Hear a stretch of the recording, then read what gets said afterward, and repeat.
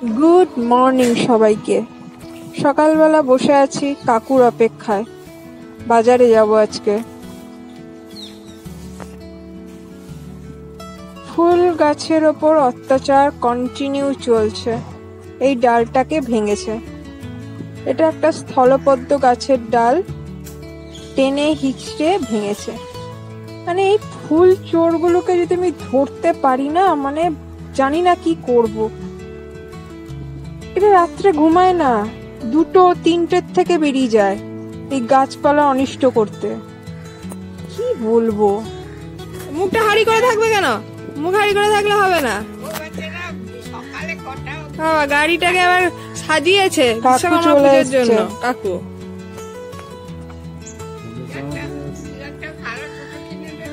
আমাকে প্রসাদও খাওয়ালো না।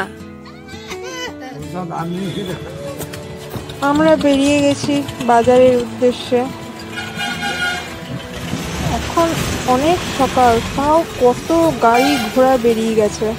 কেচর কেচর কেচর কেচর আওয়াজ হচ্ছে চারিদিকে। বাপ রে বাপ!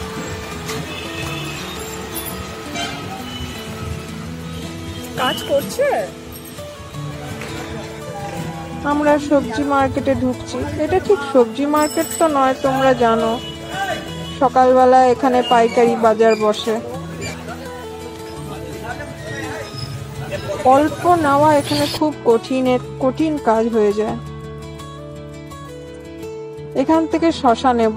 এই কাকুটা সবসময় শশাই বিক্রি করে, আমি দেখেছি। আজকে দেখছি এই পায়রাগুলোকে খাওয়াচ্ছে। এটা দেখে খুব ভালো লাগলো আমার।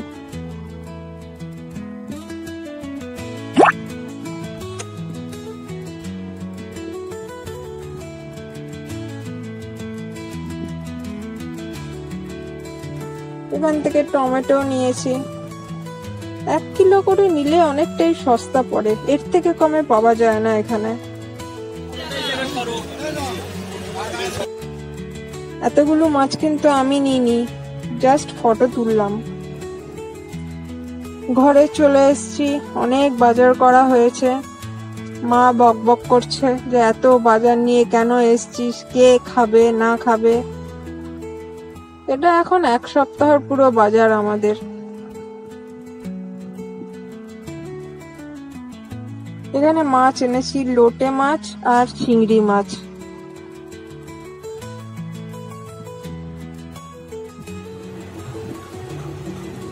এই হামল দিস্তাটা অনেক দিন আগে কিনেছিলাম, আমার খুব ভালো লাগে এটাকে।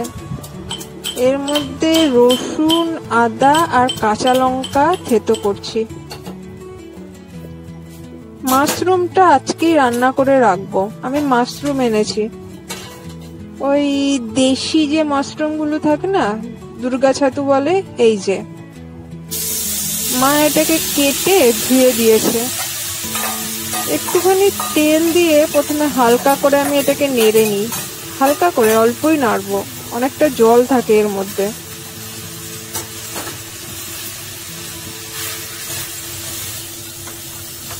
এবার গ্রেভিটা হবে। তেল দিয়েছি, এর মধ্যে এবার জিরে দিলাম, গোটা জিরে, পেঁয়াজ, রসুন, আদা আর কাঁচা লঙ্কাটাকে থেতো করেছিলাম ওটা দিচ্ছি। এগুলোকে ভালো করে নাড়তে হবে, ভালো করে ভাজতে হবে আর কি।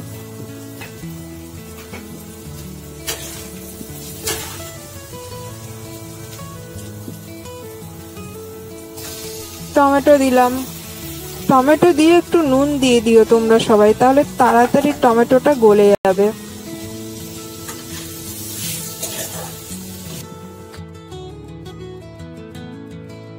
এখানে ওই মশলা করে রেখেছি, ধনে, জিরে, লঙ্কা সব একসাথে জল দিয়ে গুলে রেখেছিলাম, ওটাকে দিয়ে দিলাম। মশলাটাকে ভালো করে কষাতে হবে। একটু টক দই দিলাম, এটা নাও দিতে পারো, আমার কাছে ছিল আমি তাই দিয়ে দিয়েছি। আর মাশরুমটা দিয়ে দিলাম যেটা ভেজে রেখেছিলাম। আমি আর কোনো এক্সট্রা জল এর মধ্যে দেব না, মানে এটা এরকমই মাখা মাখা হবে, ঝোল ভালো লাগে না খেতে। হয়ে গেছে, এবার ধনেপাতা আর গরম মশলা দিয়ে নামাবো।